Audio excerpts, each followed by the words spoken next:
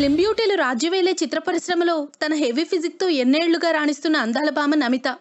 బొద్దుగా ముద్దుగా కనిపించే ఈ నార్త్ ఇండియన్ భామకి సౌత్లో విపరీతమైన ఫ్యాన్ ఫాలోయింగ్ ఉంది. అందాల ప్రదర్శనలో ఎక్కడా వెనుకంజ వేయని నమిత సినిమాలో ఉందంటే ఎక్స్పోజింగ్కి లోంటుండదని ఆడియన్స్ కాన్ఫిడెంట్గా థియేటర్లకు వెళ్తారు. 2002లో సొంతం సినిమా ద్వారా చిత్రరంగ ప్రవేశం చేసిన నమిత దక్షిణాది భాషలు అన్నిట్లో సినిమాలు చేసింది. ముఖ్యంగా తమిళనాడులో ఆమెకి అభిమాన సంఘాలు కూడా ఉన్నాయంటే అక్కడ వాళ్ళని ఏ స్థాయిలో ఆకట్టుకుందో అర్థం చేసుకోవచ్చు. నమిత వ్యక్తిగత విషయాలకు వస్తే ఆమె గుజరాత్లోని సూరత్ పట్టణంలో 1981 మే 10వ తేదీన పుట్టింది. ఆమె పూర్తి పేరు నమితా ముఖేష్ వాంకావాలా. నమిత 15 ఏళ్ల వయసులోనే మిస్ సూరత్గా ఎంపికైంది. ఆ తర్వాత 2001లో మిస్ ఇండియా పోటీలో పాల్గొని త్రుటిలో విన్నర్ టైటిల్ చేజార్చుకుంది. ఆ పోటీలో బాలీవుడ్ తార సెలీనా జైట్లీ విజేతగా నిలిచింది. ఇక సినిమాలకి ముందు మోడల్గా ఎంతో పేరు తెచ్చుకుంది నమిత. అయితే మోడలింగ్ రంగానికి సినిమా ఇండస్ట్రీకి అవినాభావ సంబంధం ఉంది కాబట్టి నమిత కూడా చివరికి సినిమాల్లోకే వచ్చేసింది.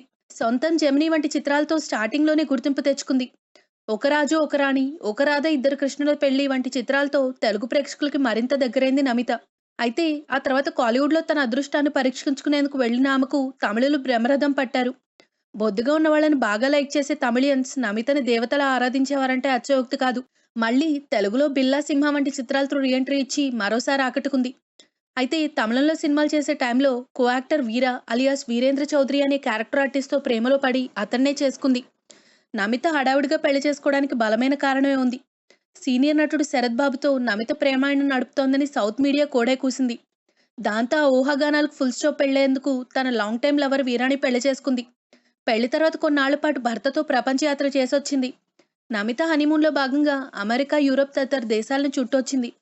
ఇండియా వచ్చిన తర్వాత చెన్నైలో కాపురపెట్టిన నమిత అనేక టెలివిజన్ కార్యక్రమాల్లో పాల్గొని అభిమానులను అలరించింది. తెలుగులో కూడా ఓంకార్ అనే నిర్వహించే 6th సెన్స్ కార్యక్రమంలో కూడా పార్టిసిపేట్ చేసింది.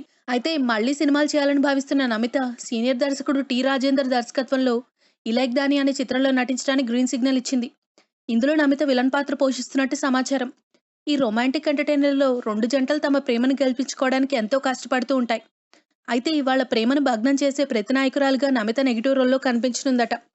ఈ సినిమా తర్వాత తనకి మళ్లీ పూర్వ వైభవం వస్తుందని, దర్శకులు సరికొత్త తరహా క్యారెక్టర్లు ఆఫర్ చేస్తారని నమిత ఆశిస్తోంది.